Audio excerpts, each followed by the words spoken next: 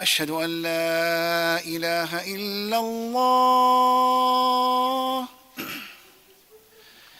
أشهد أن لا إله إلا الله. أشهد أن محمدا رسول الله. أشهد أن محمدا رسول الله. حي على الصلاة.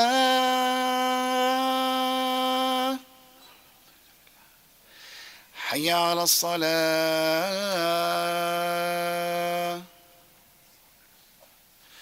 حي على الفلاح.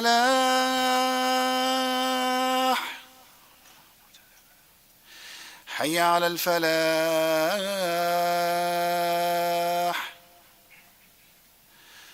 الله أكبر الله أكبر. لا إله إلا الله.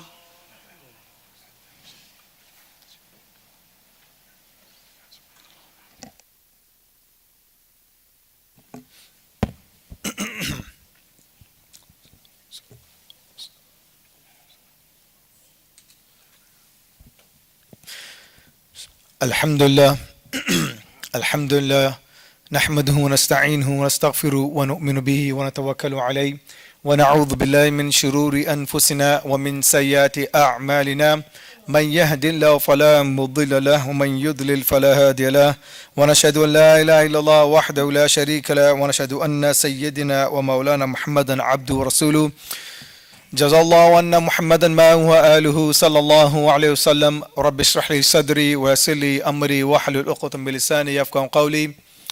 قال الله تعالى في القرآن المجيد: أعوذ بالله من الشيطان الرجيم. إن الذين اتقوا إذا مسهم طائف من الشيطان تذكروا فإذا هم مبصرون. All praise is due to Allah subhanahu wa ta'ala. Peace and blessing to our beloved Muhammad sallallahu alayhi wa sallam. Indeed, it's a great ni'mah from Allah subhanahu wa ta'ala. It's a great blessings from Allah subhanahu wa ta'ala, our Lord, that we all gathered here today to fulfill His command as He commanded us to do so. However, at the same time, many of us are caught up, or could say we are deluded into dunya, in the worldly aspects, that we forgot to fulfill the rights of Allah subhanahu wa ta'ala. Allah subhanahu wa ta'ala, ni'mah, no matter what, you wake up in the morning, throughout the week you have forgotten your Lord. Throughout the months you have forgotten Allah. Throughout the weeks, months and years you have forgotten Allah. However, Allah subhanahu wa ta'ala, His ni'mah still fall upon us. His blessings keep falling upon us regardless of we remember Allah or not. Because Allah's mercy is the only thing give us success, what we have in our life, happiness and joy, that coming just the mercy of Allah subhanahu wa ta'ala. So understanding the concept behind this is that then the mercy of Allah subhanahu wa ta'ala is so unique and is so ajib and is so systematically that you and I can fathom that. No matter what Allah asks us to do so, we still time to forget those fulfilling the commands of Allah. Simple example, just to comprehend the better understanding, is that we live in a time zone that we have so much on our plate. If you ask any kids out there, the kids, even my own kids, when I ask them, why are you so tired? Why are you so, what's in your mind? I got so much things in my mind. The young kid telling me, they said that they have so much in their mind. They say they have school work, they have a lot of homework to do, they have a lot of responsibilities. That's so much on them that already mind getting trained and wired up that you have so much responsibilities to fulfill them. However, there are some parents and some of them are trying their best to show them that Allah's right is first priority and Allah's responsibility, that's our nature. That's what's supposed to be our wired up. However, we tend to forget the purpose of being in this dunya, why Allah created us. We tend to forget. It's human nature. Adam alayhi salam, he forgot that Allah commanded him not to go to the tree, and he forgot. So we, being in the same ummah, being in the progeny of Adam alayhi salam, we tend to forget things. That's why Allah's ni'mah comes in, Allah's mercy comes in, and keep reminding us weekly or monthly. Every single time Allah says, don't forget there is Lord. How so? I'll tell you. We have so much in social media. We have a phone. We have a WhatsApp. Everybody's out there. There's somewhere in your circle, a friend turned out to be a religious person. That religious person, when you meet them and talk to them, somehow, somewhere, that person will remind you about Allah subhanahu wa ta'ala. That's just a divine reminder from Allah that, look, I sent that person, or I send you from social media, from anywhere out there, I send you a message that don't forget that Allah created you for what? There's a purpose that you need to fulfill that. That purpose is to worship Allah subhanahu wa ta'ala. Allah's asking you to do so.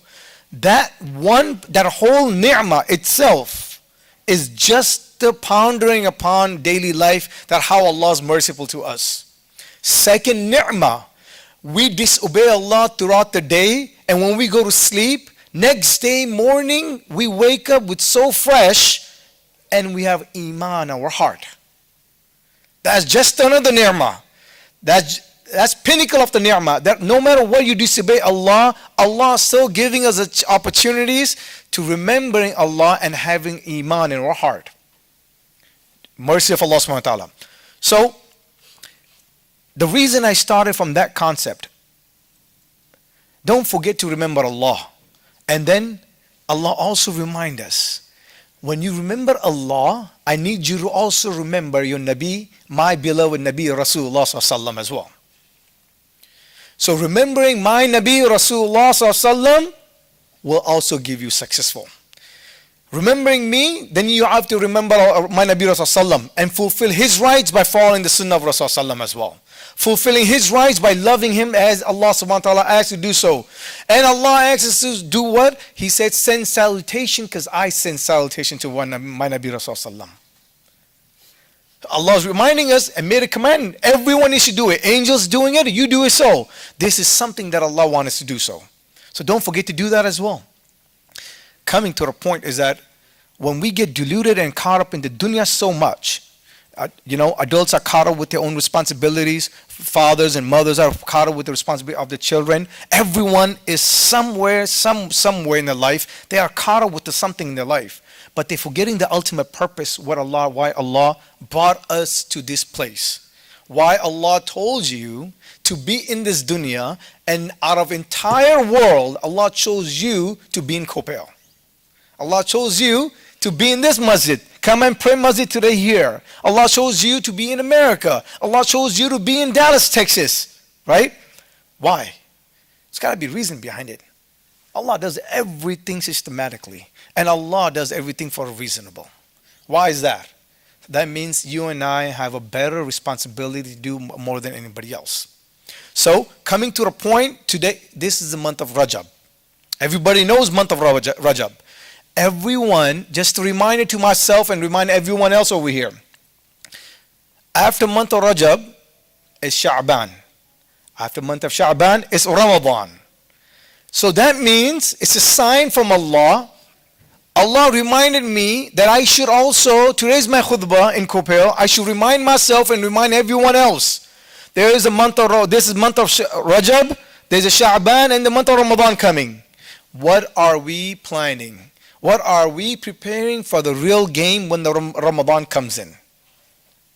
That's the question for us to do, and that's something that we need to ponder upon our hearts. Am I ready? Am I preparing myself when the month of Ramadan comes in so I could take full benefit of that? That's the question to ask. Now, the concept of understanding the month of Rajab, when it comes in, my beloved Nabi Rasulullah showed an example, how do you benefit that? And he made it clear. When the month of Rajab comes in, that you need to plant the seeds. When the Sha'ban comes in, you need to water the seeds. When the Ramadan comes in, what do? You reap the harvest. That's what the whole concept about. So that way, Allah will be pleased with you too. Now, in this whole Rajab, we all know one of the incident took place with our Nabi Rasulullah, which was Isra al-Miraj. Everybody knows the hadith, not going to go through the whole thing. But there was in Isra al-Miraj, Rasulullah got a gift of prayers that you and I, today we are trying our best to pray those 5 prayers. Why did Allah choose the month of Rajab to be Isra al-Miraj? Why? Specifically, that Allah chose in month of Rajab, Allah chose Rasulullah to make the journey from Mecca to Jerusalem, and from Jerusalem to meet his Lord, and then meet specific prophets in heavens and meet his Lord and get the gift of prayers. Okay? There's a reason behind every aspect of that journey. And then the point that people come and ask is that this is the time that we should stand. This is the time we should educate ourselves. Why Jerusalem, Palestine, is so important, beloved, to us. Why is that? This is the concept that comes in Islamic values, and Islamic principle, and Islamic ethics, that each and every one of us. The reason I'm bringing this up, a point here, note here, my topic is on something else right now, but the point I'm bringing up here, I went for a protest a couple of weeks ago. I met a few folks, young students were sitting down, college students and high school students, young guys. We were talking about basketball games. We were talking about basketball game, protesting while we were marching out there. We're doing things out there. And everyone was energetic. Everyone was up there. The discussion comes in to talk about it, and intellectually and academically. They said that, why are you protesting? Someone asked, some random people came in and asked, group of guys out there, young kids, why are you protesting? What is this protesting about? Oh, we're protesting about ceasefire. We're protesting about Gaza. Okay, can you give us an education? Can you enlighten us a little bit more about it? Why is it important to the Muslim? So then my mind relented and said, what are we missing here? I noticed that every one of us are so passionate about this. We should be passionate about it, and we should be standing for this, and we should be speaking about it. But besides that, you should be also educated in every aspect of the life, especially when it comes to Islamically. Why is this Palestine? Why is this whole Jerusalem concept? Why is this whole area that people in social media are talking about it? Why is it important as a believer, as a Muslim to me? Why is that? And if you don't know, then you need to sit down, open some books, and start reading about it. Especially starting from the Quran. Starting from the Rasulullah's life. Why did Rasulullah emphasize on this, that Jerusalem, and then why did Allah subhanahu wa ta'ala, in his journey from Isra al-Miraj, he made a specific stop in Jerusalem? Why is that? And he made Rasulullah pray there within Jibril. Why is that? It took a place on that. It's a reason behind that. Right? It's a holy land. And then why is that a holy land? According to Muslims, as a believer, what we do about it. Before you get to this point of protesting and doing things, right? I tell my kids that first, let's begin Islamically. Why is it important, beloved, to us? Then you move forward politically. Then you understand, and when you speak about it, it comes from the heart and it comes from the meaningful in your words. That's the whole journey of this. That's another journey that you and I need to understand and learn about it. Hence the point, that's my point was made. Coming back to the topic that I was discussing earlier. You know, month of Ramadan coming, we need to prepare ourselves. And I decided that, you know what, I should share how I prepare myself for month of Ramadan. 2 things I do. In month of Rajab and month of Sha'ban, before Ramadan comes in, those 2 months, I prepare my game, pre-game. I'll do it with getting connected with the Quran. If I have been disconnected with the Quran all those months, I'll come back to the Quran. Quran is the one that brings my heart even more close, and it will clean myself. Once I get connected with the Quran, then I connect myself with the Sunnah of Rasulullah. When I combine these two, and when the Ramadan comes in, when I'm fasting, those 2 things comes handy to me. And it makes me feel spiritually connected, and my spiritual level goes up. Okay? That's how I created my own. Now, if you want to do something about it, then you need to create your own path to it. How can I elevate my spirituality when month of Ramadan comes in and I'll be ready to do that? How do I do so? You know, it's sad that whole months that we have not been reciting the Quran. It's sad on myself and sad everybody else. Okay? If we have not been touching the Quran, if we've not been reading the Quran or trying to take some time off out of 24 hours to open the book of Allah, that's sad on us. It's very sad. It's very sad if you look at it. Now, Allah created the wahi. When revelations came to Rasulullah is really reasonable and it was really important to it. You have to understand this. Understanding the concept of revelation, the verses of the Quran to Rasulullah was really powerful. Very powerful. Rasulullah being perfectionist in every aspect of his life. Our Prophet, beloved Nabi Rasulullah, being perfect in every aspect of life. Psychologically, emotionally, mentally, right? And physically. Every aspect of their life. And spiritually. Rasulullah being perfect in everything. Right? Allah chose him to reveal the revelations of the Quran. So then he could give it to us. Okay? Allah chose him for that. Now, the wahi itself holds a big part of the scale. Big time. There is no one else after Rasulullah till the Qiyamah will come that they will never get any revelations. That's our belief. We believe that. That's our qadr. Right?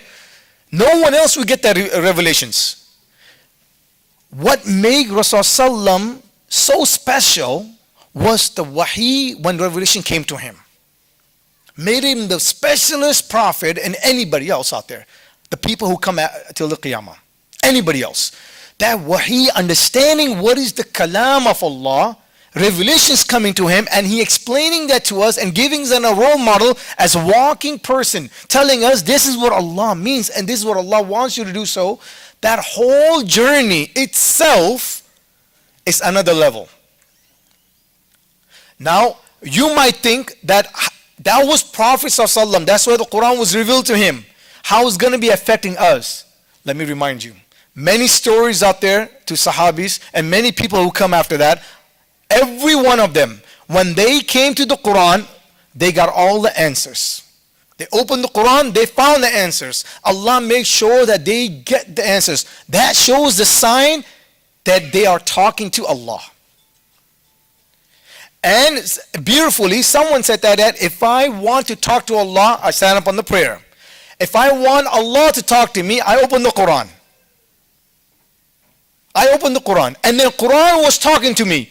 The things in my heart no one knows. And every time I open the Quran, I end up with the verse that I was looking for because the answer is given to me right away. Let me give you an example to contemplate on this one. Now, before I do that, let me give you an example that once many of us might not at a stage of reciting the Quran properly. We're not. Some of them are not. Because we are so caught up with the dunya, we didn't have enough time to open the Quran and read properly. Let me tell you something. If you don't read the Quran, and then you might think I'm going to read in translation. That's fine too if you want to do that. But the revelation of the Quran was in Arabic. Regardless of you understand or not. If you read that still you get the benefit and you will still see the effects in your heart reciting the Quran without even understanding. That's just the beginning stage, basic, fundamental. I'm not saying that. I'm also encouraging that you should also understand the Quran as well. Let's from the beginning stage step back and then baby step by step. Let's do that. I'll tell you one thing. Here's this example. I'm from Chicago. We talked about this a lot. Growing up in Chicago, we live in the basement. And then growing up every summer, my mom and dad sent us to some senior people's house, like my grandparents, anybody else out there. So we visited some family, and his old grandfather used to be there, and we used to stand down. And in summer, I used to spend a couple of weeks under him because we used to play with our cousins. Now, the old grandparents said, "You guys are making too much noises. Let me send you to the madrasa. Go learn some Arabic and go learn some Quran and come back." Me and my cousin and a couple of friends out there, we go every day for 2 hours and come back. And then one day we got tired. He says, that teacher is really strict, and then we don't feel comfortable reading out there. He's been really, difficult for us. And I don't even understand what I'm reading the Quran. I don't understand. What's the purpose of doing this? This old man, I still remember, may Allah reward him. He gave us a great example. He said, there's a bucket in the basement. This old rusty bucket out there. I want you to take that, and I need you to go out there and fill some water. Okay? And bring it back to me. We went out there, we dumped the bucket, got the water in there, come back. We noticed there was a hole inside the bucket. And we went back to him, told him, there's no benefit. The water is leaking. We can't fill the bucket out there. He said, keep doing it.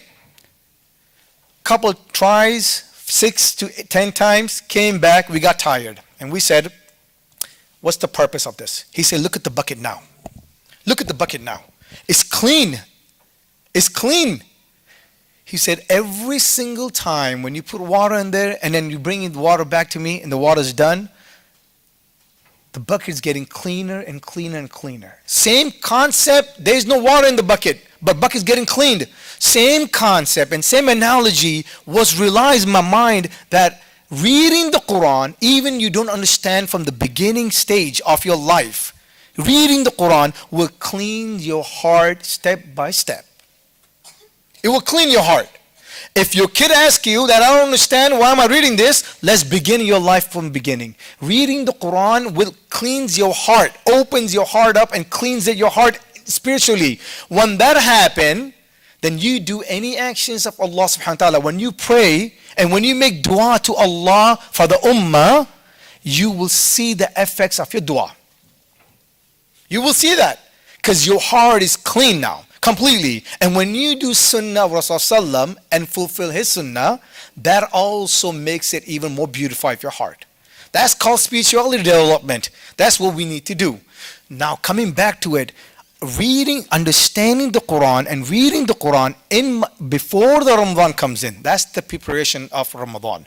Now let me give you an example of this. Ibn Kathir, in Surah Araf, beautiful tafsir. Recommend everyone to read this.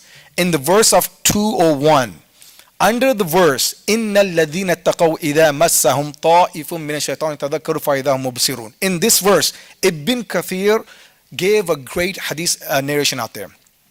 During the time of Umar ibn Khattab radiyallahu ta'ala an, in his time period of leadership, okay, when he was Amir al-Mu'mineen and he was leading it, he used to give a dars after Isha prayer. All the people used to come in Medina listen to his dars. And there used to be one young kid used to come and listen to his bayan as well. Pause for a second. The reason I'm saying how Quran makes the solace of your heart and how Quran changes your heart. That's the whole purpose of this hadith is giving, the whole narration. So, during the time of Umar ibn Khattab radiallahu ta'ala an, everybody used to come and listen, and there was a young man stopped coming to his lecture. He noticed that there was a young man who used to come. He did investigation. He asked people what happened to this person. He said that person passed away, Amir al-Mu'mineen. He said he passed away. Okay, I need to give a condolence to his parents. Let me go to his house. He went to the father and said, what happened? How did he pass away? Young kid, how did he do that? His father said, Ajib and strange incident took place with my son.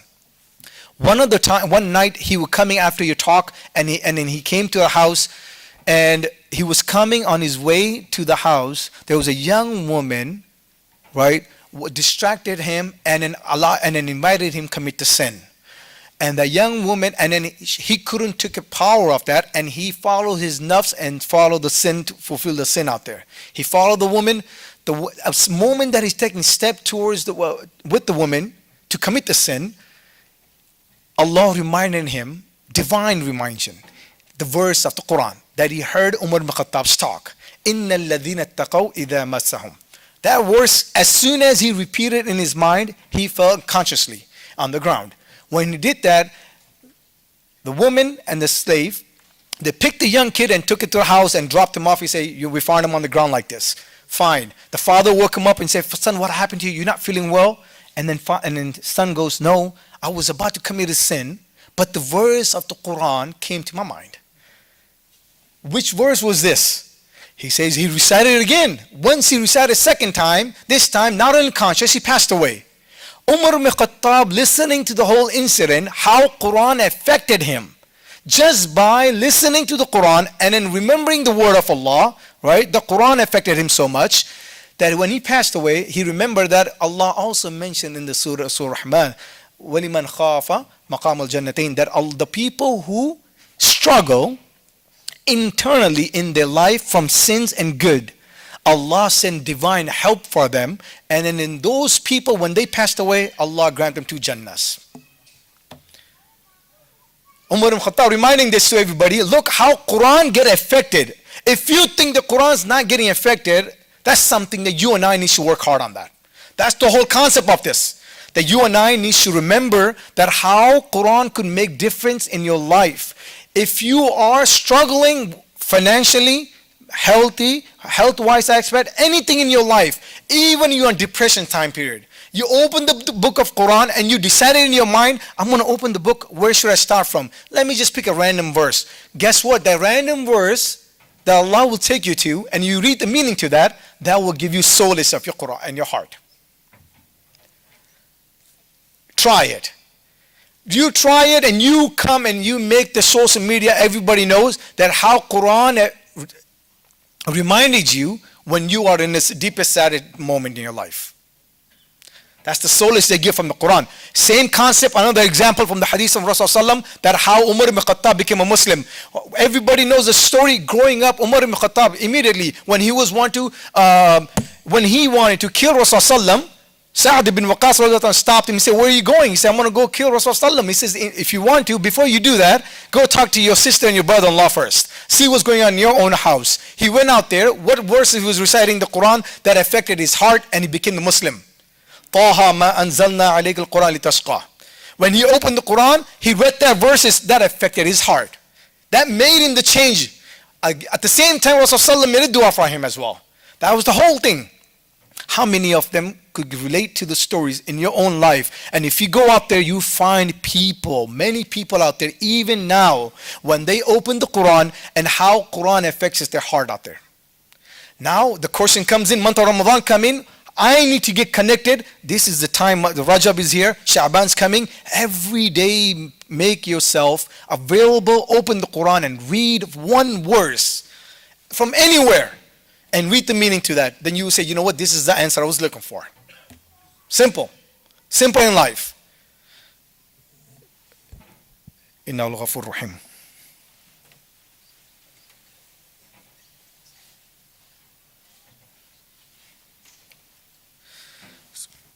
الحمد لله نحمده ونستعينه ونستغفره ونؤمن به ونتوكل عليه ونعوذ بالله من شرور أنفسنا ومن سيئات أعمالنا من يهد الله فلا مضل له ومن يضلل فلا هادي له ونشهد أن لا إله إلا الله وحده لا شريك له ونشهد أن سيدنا ومولانا محمدا عبده ورسوله. Indeed, this is the time that everyone's going through. One thing I do request for each and every one of us, that make sure that, if we cannot make any changes in our life, so at least make our character a little better and have some ikhlas and adab. When you speak, make sure coming sweetness. A beautiful share, my grandma used to tell me all the time, jism mein sugar बढ़ती जा रही है, right? और ज़बान में मीठास कम होती जा रही है. That the people in their life, they're growing up, the sugar's coming up, and you're in a lot of sweetness in your body, and when you speak, there is no sweetness at all. So this is very deep thinking about it. Our life has been really contemplating on our life. That makes a big difference in our life as well. So with that said, may Allah subhanahu wa ta'ala give us the ability to fulfill the rights of Allah subhanahu wa ta'ala. May Allah subhanahu wa ta'ala give us the ability to fulfill the rights of Nabi, my beloved Nabi Rasulullah sallallahu alaihi wasallam. May Allah subhanahu wa ta'ala allow us spiritually growth and get connected with Allah subhanahu wa ta'ala to the Quran and to the Sunnah of Rasulullah. And at the same time, allow us to get connected with our holy land of Jerusalem, so that way we could educate and enlighten people why it's so important in our life. And may Allah subhanahu wa ta'ala Allow our kids who are growing up, give them the knowledge and allow protect their iman, protect their ikhlas and iman out there. May Allah subhanahu wa ta'ala give shifa to the senior people who are sick, who are getting sick out there. May Allah give them shifa so they could come to the masjid also and make dua for us as well too. May Allah subhanahu wa ta'ala accept each and every one of us. Allah give us sakina, Allah give us tranquility in our life. May Allah subhanahu wa ta'ala make it easy. ربنا آتنا في الدنيا حسنة وفي الآخرة حسنة وقنا عذاب النار وعذاب القبر وعذاب العشر. اللهم اجنا من النار، اللهم اجنا من النار، اللهم اجنا من النار. ربنا هب لنا من ازواجنا وذرياتنا قرة اعين وجعلنا للمتقين اماما. ان الله يأمر بالعدل والاحسان وايتاء ذي القربى وينهى عن الفحشاء والمنكر والبغي يعظكم لعلكم تذكرون. فاذكروني اذكركم واشكروا لي ولا تكفرون. اقيموا الصلاة. الله أكبر الله أكبر. أشهد أن لا إله إلا الله، أشهد أن محمدا رسول الله. حي على الصلاة، حي على الفلاح، قد قامت الصلاة، قد قامت الصلاة. الله أكبر الله أكبر. لا إله إلا الله.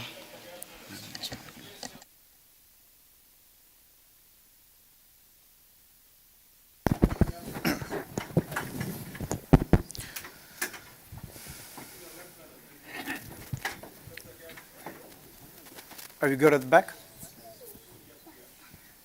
Thumbs up? Okay, thank you.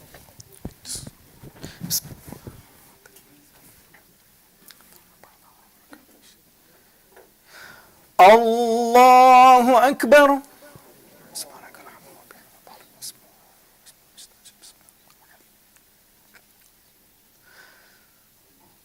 الحمد لله رب العالمين الرحمن الرحيم مالك يوم الدين إياك نعبد وإياك نستعين اهدنا الصراط المستقيم صراط الذين أنعمت عليهم غير المغضوب عليهم ولا الضالين.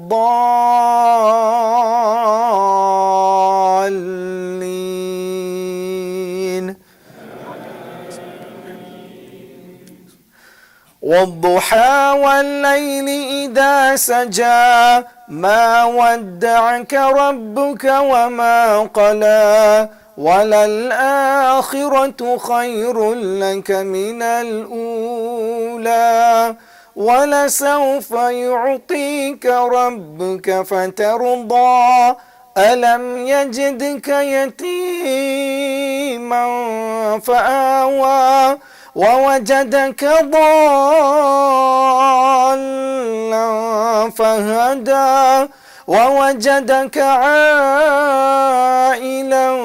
فأغنى فأما اليتيم فلا تقهر وأما السائل فلا تنهر وأما بنعمة ربك فحدث. الله أكبر.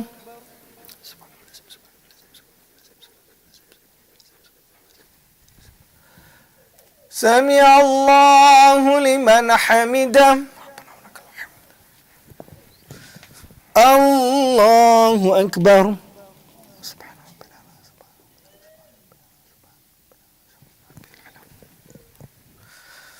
الله أكبر. الله أكبر.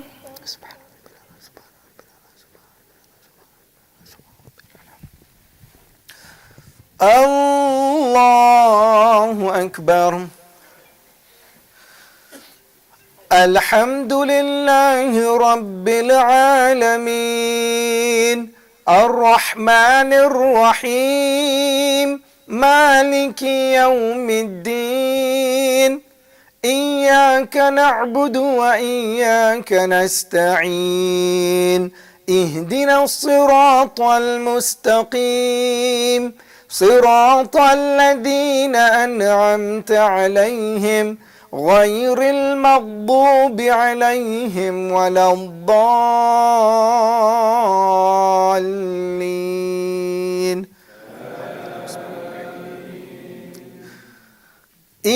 جاء نصر الله والفتح ورأيت الناس يدخلون في دين الله أفواجا فسبح بحمد ربك واستغفر إنه كان توابا. الله أكبر.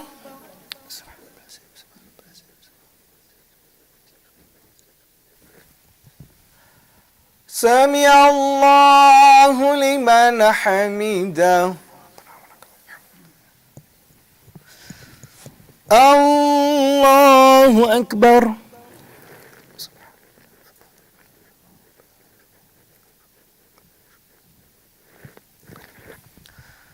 الله أكبر. الله أكبر.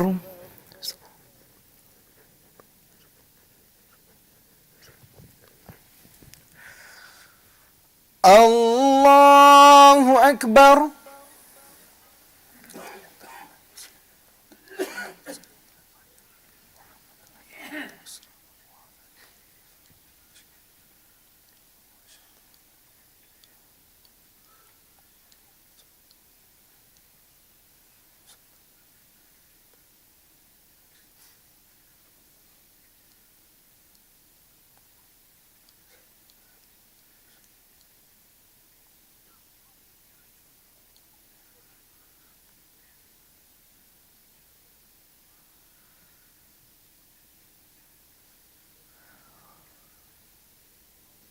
السلام عليكم ورحمة الله. السلام عليكم ورحمة الله.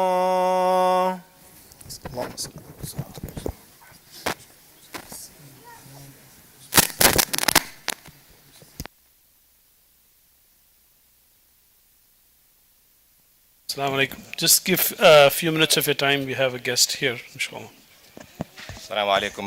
Thank you, Imam Bilal, for your beautiful khutbah. To dovetail on the baby steps, many of us, obviously, if not all of